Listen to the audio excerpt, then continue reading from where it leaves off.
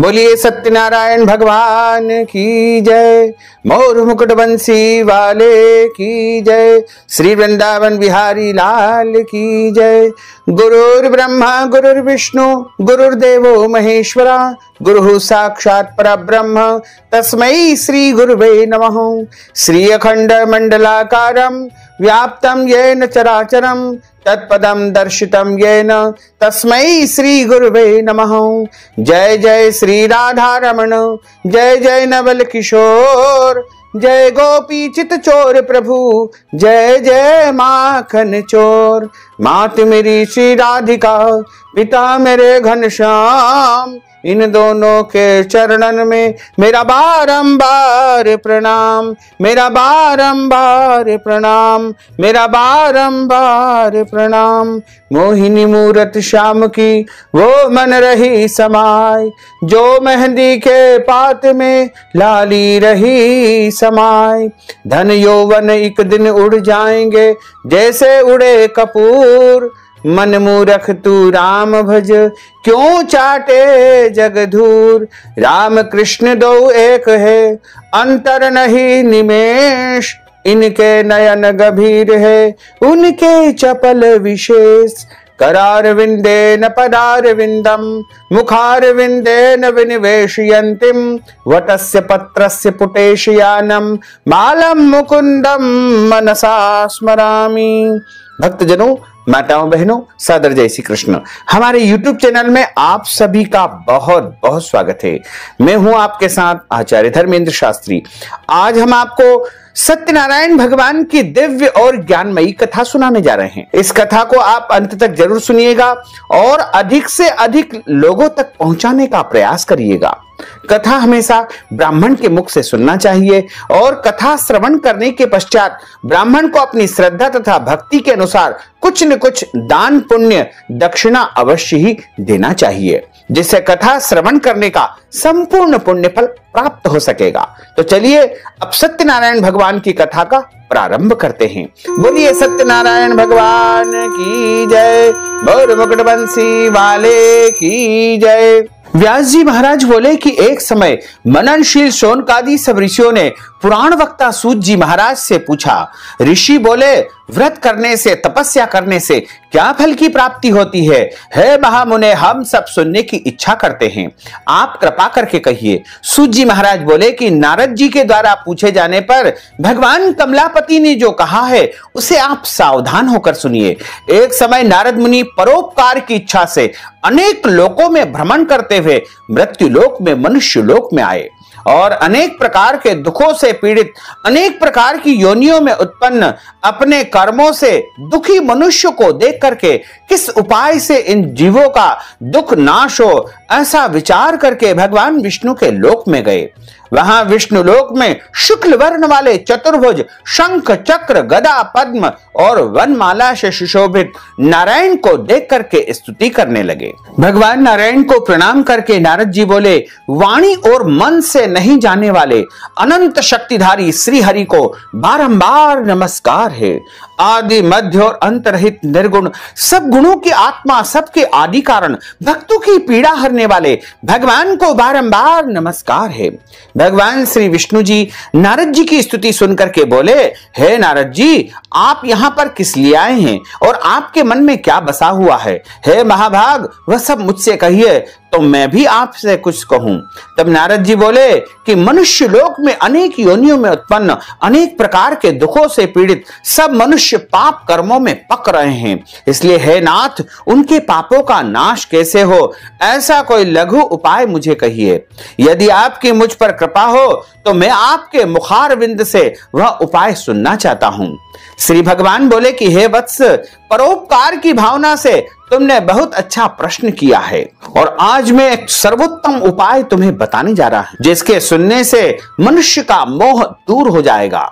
उसको ध्यान पूर्वक सुनो। हे वत्स, स्वर्ग और मनुष्य लोक में एक महापुण्यदायक दुर्लभ व्रत है। तुम्हारे प्रेम के कारण उस व्रत का संपूर्ण विधि विधान में तुम्हें बताने जा रहा हूं। सत्यनारायण भगवान के व्रत को विधान पूर्वक ठीक प्रकार से करके जल्दी अत्यंत सुख को भोग करके परलोक में मोक्ष को प्राप्त करता है।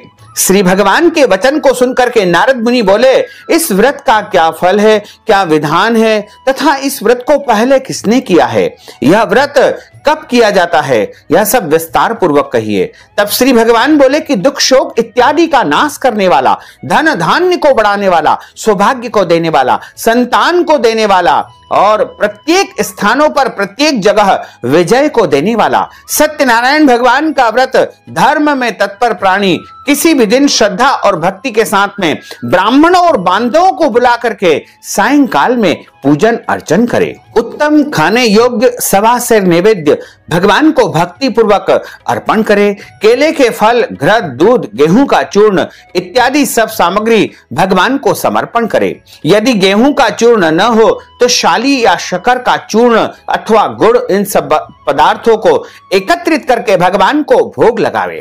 सब मनुष्यों को बुला करके कथा श्रवण करे और कथा हमेशा ब्राह्मण के मुख से ही सुनना चाहिए।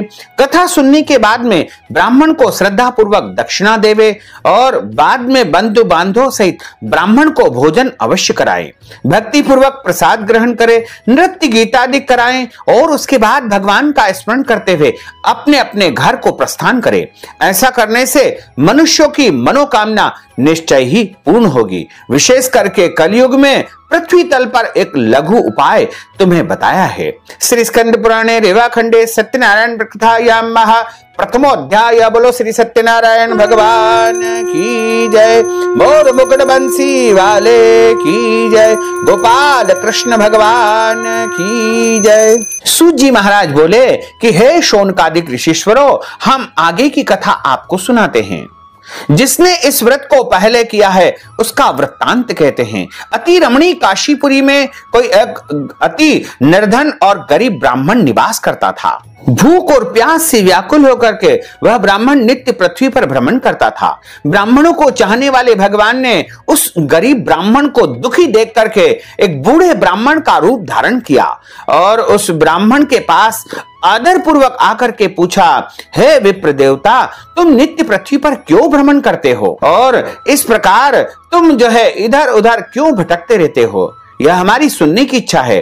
अतः हे द्विजों में श्रेष्ठ, आप कृपा करके कहिए। तब वह ब्राह्मण बोला कि मैं गरीब ब्राह्मण हूं और भिक्षाटन के लिए अपनी आजीविका को चलाने के लिए भ्रमण करता रहता हूं। हे प्रभु, यदि आप दरिद्रता मिटाने का कोई उपाय जानते हो तो कृपा करके मुझे अवश्य ही बताइए।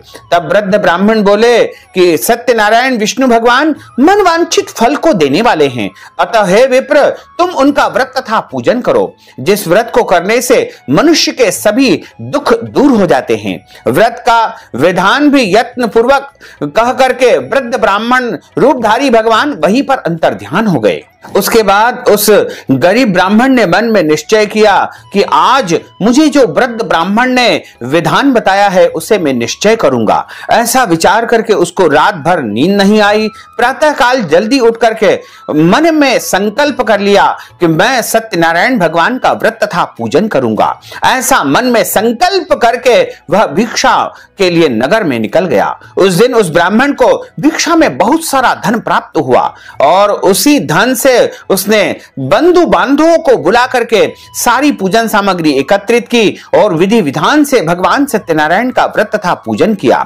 इस व्रत के प्रभाव से वह ब्राह्मणों में श्रेष्ठ सभी दुखों से छूट गया और उसके घर में समस्त संपत्ति वैभव उसे प्राप्त हो गया और प्रत्येक महीने वह सत्यनारायण भगवान का पूजन अर्चन करने लगा और वह ब्राह्मण जो है सभी सुखों को प्राप्त हो गया तथा अंत में वह समस्त सुखों को भोग करके अंत में वैकुंठ लोक को चला गया। और इस पृथ्वी पर जो कोई भी सत्यनारायण भगवान का व्रत करेगा, पूजन करेगा, विधि विधान से कथा का श्रवण करेगा, उसके सारे दुख दूर हो जाएंगे और मनुष्य परम वैभव को प्राप्त कर लेगा। यह सारा विधान भगवान नारायण ने जो है स्वयं नारद जी को बताया है। और आगे क्या कहूं, तब ऋषि बोले कि उस ब्राह्मण से सुन करके इस पृथ्वी पर किस किसने व्रत को किया था, हम आपके मुखार बिंद से सुनना चाहते हैं, हमारी इच्छा है। तब ऋषि कहते हैं कि एक समय की बात है, वही ब्राह्मण अपने धन के विस्तार से भगवान सत्यनारायण का पूजन कर रहा था। तब एक लकड़हारा जल पीने की इच्छा से उन ब्राह्मण के घर आता है और लकड़ी का बोझा बाहर रख करके ब्राह्मण के घर में प्रवेश करता है और वहां पर वह देखता है कि ब्राह्मण देवता पूरे विधि विधान से सत्यनारायण भगवान का पूजन कर रहे हैं, व्रत कर रहे हैं। लकड़ी का बोझा बाहर रख करके जब अंदर जाता है और वहां बैठ करके वह पूजन का दर्शन करता है, कथा का श्रवण करता है और अंत में जल पी करके प्रसाद पा करके ब्राह्मण देवता को प्रणाम करके पूछता है कि आप किनका पूजन कर रहे हैं और इसके करने से क्या फल की प्राप्ति होती है। तब वह ब्राह्मण कहते हैं कि मैं आज जो कुछ भी हूं सत्यनारायण भगवान की कृपा से ही हूं, मुझे जो भी धन वैभव संपत्ति प्राप्त हुई है सब कुछ सत्यनारायण भगवान की कृपा से ही प्राप्त हुआ है और इनका पूजन मैं कर रहा हूं। तब लकड़हारा बड़ा प्रसन्न हुआ, उसने कहा कि आप कृपा करके मुझे सारा विधि विधान बताइए और मैं भी इस व्रत को अवश्य ही करूंगा। तब लकड़हारे ने सारा विधि विधान जान लिया और वहां से प्रसाद पाकर के जल पी करके लकड़ी का बोझा मस्तक पर रख लिया और मन में निश्चय कर लिया कि आज लकड़ी बेचने से जो भी धन की प्राप्ति होगी उससे मैं भी सत्यनारायण भगवान का पूजन अवश्य ही करूंगा। तब वह धनी लोगों की नगरी में पहुंचता है। उस दिन उसे लकड़ी का 2 गुना 4 गुना मूल्य प्राप्त हुआ, बड़ा प्रसन्न हुआ और उस धन से उसने समस्त पूजन सामग्री एकत्रित कर ली और घर आकर के उसने विधि विधान से सत्यनारायण भगवान का पूजन किया। भगवान सत्यनारायण की कृपा से उसे धन वैभव संतान पुत्र और सब कुछ प्राप्त हो गया। इस लोक में सुख भोग करके वह लकड़हारा भी वैकुंठ लोक को चला गया। श्री स्कंद पुराणे रेवाखंडे सत्यनारायण व्रत कथायाम द्वितीय अध्याय। बोलो सत्यनारायण भगवान की जय, मोर मुकुट बंसी वाले की जय। सूत जी महाराज कहते हैं कि आगे की कथा सुनो। एक उल्कामुख नाम का बड़ा बुद्धिमान राजा था, जितेंद्रिय था, सत्य बोलने वाला था, प्रतिदिन मंदिर जाकर के ब्राह्मणों को दान दक्षिणा दिया करता था और उसकी कमल के समान मुख वाली प्रमुग्धा साध्वी स्त्री थी। उन दोनों ने एक बार भद्रशिला नदी के किनारे पर सत्यनारायण भगवान का व्रत तथा पूजन किया। उसी समय बहुत से धन से परिपूरित एक साधु नाम का बनिया वहां पर आया और किनारे पर अपनी नाव खड़ी करके जहां पर राजा पूजन कर रहे थे उनके पास जाकर के बैठ गया और वह वैश्य बोला कि हे राजन, भक्ति युक्त चित्त से आप किनका पूजन कर रहे हैं, यह सब मुझसे कहिए, इस समय मेरी सुनने की इच्छा है। राजा बोले कि हे साधु वैश्य, पुत्र प्राप्ति की कामना से बंधु बांधवों के सहित अतुल तेजस्वी भगवान सत्यनारायण का हम पूजन तथा व्रत कर रहे हैं। साधु नाम का बनिया बोला कि हे राजन, मेरे यहां भी कोई संतान नहीं है, यदि आपकी कृपा हो तो मुझे भी व्रत का संपूर्ण विधि विधान अवश्य ही बताइए और इस व्रत को निश्चय ही मैं करूंगा तो मेरे घर भी संतान की प्राप्ति हो जाएगी। तब राजा से सारा व्रत का विधि विधान जान करके वह साधु नामक बनिया अपने व्यापार कार्य से लौट करके अपने घर गया और आनंदित होकर के अपनी पत्नी से कहा कि जब हमारे यहाँ संतान की प्राप्ति होगी तब हम भी सत्यनारायण भगवान का पूजन करेंगे। और पतिव्रता उसकी स्त्री भगवान सत्यनारायण की कृपा से आनंदित संसारियों की तरह गर्भवती हो गई। 10वें महीने में उसके यहाँ कन्या का जन्म हुआ।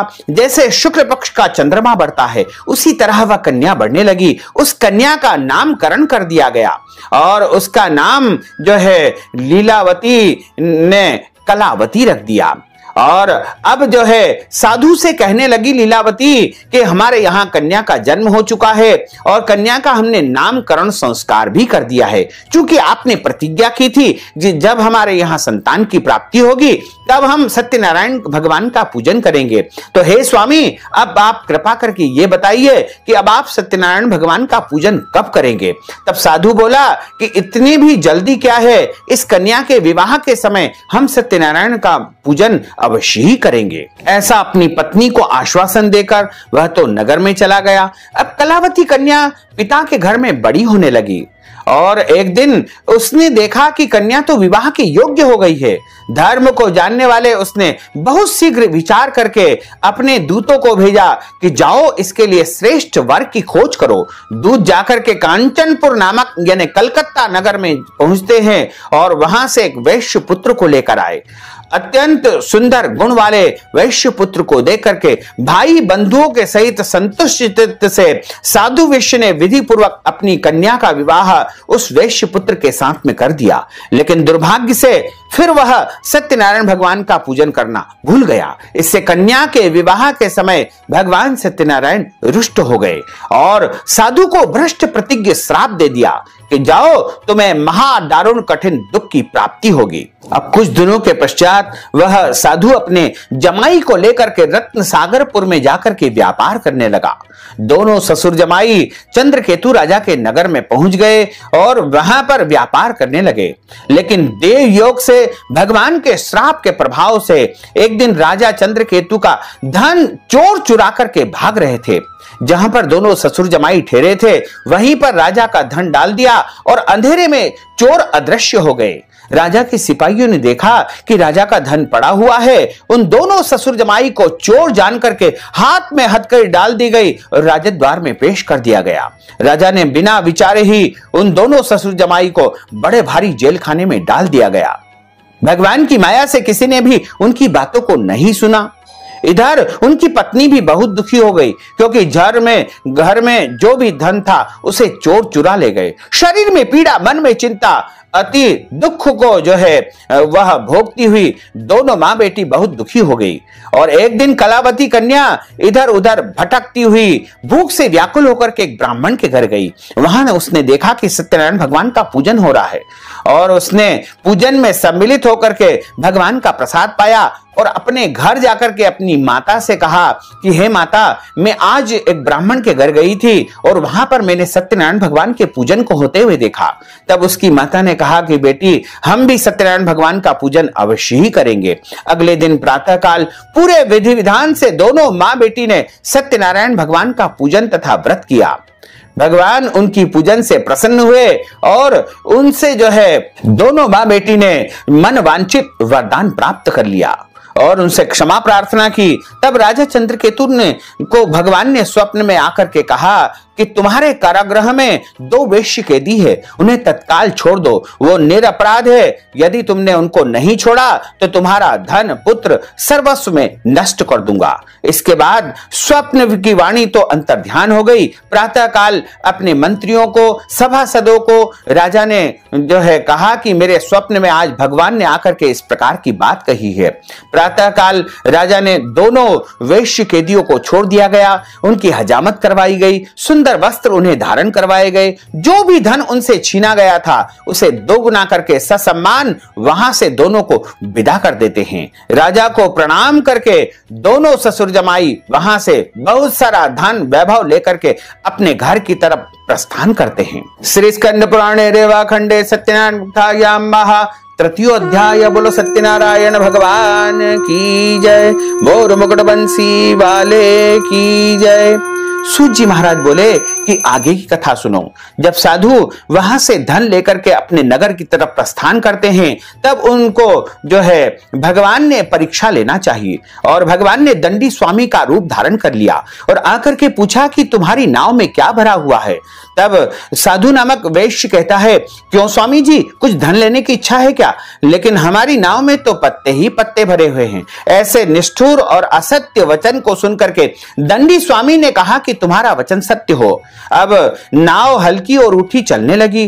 तब नाव को खोल करके देखा तो धन के स्थान पर पत्ते ही पत्ते भरे हुए हैं और इस दृश्य को देख करके साधु वहीं मूर्छित होकर के पृथ्वी पर गिर पड़ा। जब वह मूर्छित हो गया तब उसका दामाद बोला कि पिताजी शोक क्यों करते हो? दंडी स्वामी ने हमें श्राप दिया है, उनकी शरण में चलना चाहिए। दोनों ससुर जमाई दंडी स्वामी की शरण में जाते हैं, उनसे क्षमा प्रार्थना करते हैं। तब भगवान कहते हैं कि हे दुष्ट बुद्धि वाले, तुम मेरी पूजा से बहिर्मुख हो गए हो, इस कारण तुम्हें बारंबार दुख प्राप्त हुआ है। तब दोनों ससुर जमाई दंडी स्वामी को प्रणाम करके क्षमा प्रार्थना करने लगे। हे प्रभु, हम तो जो है आपकी पूजा को नहीं जानते हैं। आप प्रसन्न हो जाइए, यथा वैभव विधान से हम आपकी पूजा अवश्य ही करेंगे। दोनों ससुर जमाई की प्रार्थना को स्वीकार करते हैं भगवान और उनको मनवांछित वरदान देकर के वहां से अंतर्ध्यान हो गए। उसके बाद धन से भरी नाव पर दोनों ससुर जमाई सवार होते हैं और आगे की यात्रा को प्रारंभ करते हैं। जब उनकी नगरी समीप आ जाती है तब दोनों ससुर जमाई अपने दूतों को आज्ञा देते हैं कि जाओ हमारे घर जाकर के सूचना दे दो। घर जाकर दूत कहते हैं कि नगर के निकट सेठ जी अपने दामाद के सहित बहुत सारा धन लेकर के पधार गए हैं। और जैसे ही उनकी पत्नी लीलावती दूत के मुख से इस प्रकार के वचन सुनती है तो अपनी कन्या से कहती है कि बेटी, मैंने तो पूजन पूर्ण कर लिया है, अब तुम भी पूजन पूर्ण करके चली आना।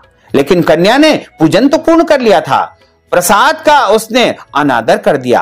प्रसाद की अवहेलना के कारण उसकी जो पति की नाव थी वह जल में डूब गई। सभी नाव को चलाने वाले चिंता करने लगे, साधु भी चिंता करने लगा, भगवान से क्षमा प्रार्थना करने लगा कि हे प्रभु, यह आपकी कैसी लीला है। उसी समय आकाशवाणी हुई, हे साधो, तुम्हारी कन्या हमारा प्रसाद छोड़ करके चली आई है। यदि घर जाकर के पुनः प्रसाद ग्रहण करे तो निश्चय ही इसे पति के दर्शन हो जाएंगे। कलावती कन्या ने जैसे ही आकाशवाणी सुनी तुरंत घर जाकर के प्रसाद पाया और पुनः आकर के अपने पतिदेव के दर्शन किए। इस प्रकार साधु ने वहां पर विधि विधान से सत्यनारायण भगवान का पूजन किया और पूरे परिवार के साथ में वह अपने घर को गया। प्रत्येक पूर्णिमा और संक्रांति को सत्यनारायण भगवान का पूजन करने लगा और इस लोक में सुख भोग करके अंत में वह वैकुंठ लोक को चला गया। श्री स्कंद पुराणे रेवा खंडे सत्यनारायण कथायाम महा चतुर्थो अध्याय। बोलो श्री सत्यनारायण भगवान की जय। मोर मुकुट बंसी वाले की जय। सूत जी महाराज कहते हैं कि आगे की कथा सुनो। एक प्रजा पालन में तत्पर तुंगध्वज नाम का राजा था। एक समय की बात है, वह वन में शिकार करने के लिए गया। वहां उसने शिकार करने के पश्चात एक बड़ के पेड़ के नीचे विश्राम करना चाहा। पास में ही कुछ ग्वाल बाले भगवान सत्यनारायण का पूजन कर रहे थे। राजा घमंड से न तो उनके पास गया, न ही उनके द्वारा जो प्रसाद दिया गया उसने ग्रहण नहीं किया। इससे भगवान रुष्ट हो गए और उस राजा के 100 पुत्र, धन धान्य सब कुछ नष्ट कर दिया। तब उस राजा ने मन ही मन निश्चय किया कि मैंने भगवान की पूजा का अनादर किया है, इससे मेरा सर्वस्व नष्ट हो गया है। अतः जहां इनका पूजन हो रहा था वहां मुझे जाकर के पूजन में सम्मिलित होना चाहिए और भगवान का प्रसाद ग्रहण करना चाहिए। तब राजा ने विधि विधान से ग्वाल बालों के साथ में पूजन किया, प्रसाद ग्रहण किया। इससे उसके 100 पुत्र, धन धान्य पुनः उसे प्राप्त हो गए और इस लोक में सुख भोग करके अंत में वह राजा वैकुंठ लोक को प्राप्त हो गया। इस प्रकार सत्यनारायण भगवान की कथा को जो सुनता है, सुनाता है, उसके सारे दुख दर्द दूर हो जाते हैं और अंत में उसे मोक्ष पद की प्राप्ति होती है। इस सत्यनारायण भगवान का जो है कथा का श्रवण प्रत्येक मनुष्य को करना चाहिए और सत्यनारायण भगवान की कथा को जिन्होंने सुना है उनके अगले जन्मों की कथा कहते हैं। महाबुद्धिमान शतानंद नामक ब्राह्मण सुदामा नामक ब्राह्मण हुआ। अगले जन्म में भगवान श्री कृष्ण का ध्यान करके मोक्ष को प्राप्त हुआ। लकड़ी को बेचने वाला लकड़हारा भिल्ल गोहराज हुआ। अगले जन्म में भगवान रामचंद्र जी की सेवा करके मोक्ष को प्राप्त हुआ और उल्कामुख जो महाराज थे वो राजा दशरथ हुए। अपने गुरु रंगनाथ जी की सेवा करके मोक्ष को प्राप्त हुए। इसी प्रकार धर्मात्मा सत्य बोलने वाला मोरध्वज राजा अपना आधा शरीर आरे से कटवा करके भगवान को दान देकर के मोक्ष को प्राप्त हुए। इसी प्रकार राजा तुंगध्वज निश्चय करके स्वयंभू मनु हुए। सबको श्री वैष्णव भागवत सुनवा करके वैकुंठ लोक को चले गए। श्री स्कंद पुराणे रेवा खंडे सत्यनारायण कथायाम महा पंचमो अध्याय। बोलो सत्यनारायण भगवान की जय। मोर मुकुट बंसी वाले की जय। अच्युतं केशवं रामनारायणं कृष्ण दामोदरं वासुदेवं हरे श्रीधरं माधवं गोपिका वल्लभं श्री जानकी नायकं श्री रामचंद्रं भजे। जानकी मनोहरं सर्वलोकनायकं श्री शंकरादि सेवितं पुण्य नाम कीर्तनं श्री राम राम राम राम राम नाम तायकं। रामा कृष्ण वासुदेवा भक्ति मुक्तिदायकं। रामा कृष्ण वासुदेवा भक्ति मुक्तिदायकम, रामकृष्ण वासुदेवा भक्ति मुक्तिदायकम, रामकृष्ण वासुदेवा भक्ति मुक्तिदायकम। बोलिए श्री सत्यनारायण भगवान की जय, मोर मुकुट बंसी वाले की जय, श्री वृंदावन बिहारी लाल की जय, गोपाल कृष्ण भगवान की जय। धर्म की जय हो, अधर्म का नाश हो, प्राणियों में सद्भावना हो, विश्व का कल्याण हो, सनातन धर्म की जय हो, गौ माता की जय हो, नगर बस्ती की जय हो, आज के आनंद की जय हो, कल के आनंद की जय हो, परसों के आनंद की जय हो, बरसों बरसों के आनंद की जय हो। नमः पार्वती पते, हर हर महादेव हर। भक्तजनों, माताओं बहनों, यदि आप कथा श्रवण के निमित्त दान पुण्य करना चाहते हैं तो आप हमारे पेटीएम के माध्यम से, गूगल पे के माध्यम से, फोन पे के माध्यम से या फिर अकाउंट नंबर के माध्यम से नगद राशि पहुंचा करके कथा का पूरा पूरा पुण्य लाभ प्राप्त कर सकते हैं। साथ ही आपसे अनुरोध है कि इस ज्ञानवर्धक वीडियो को अधिक से अधिक लोगों को शेयर करिएगा, लाइक करिएगा, कमेंट करिएगा, और यदि अभी तक आपने सब्सक्राइब नहीं किया तो अभी और इसी समय सब्सक्राइब अवश्य कर लीजिए, ताकि इसी प्रकार की ज्ञानवर्धक वीडियो आपको सबसे पहले प्राप्त हो सकेगी। आपको और आपके पूरे परिवार को सादर जय श्री कृष्ण, सादर धन्यवाद।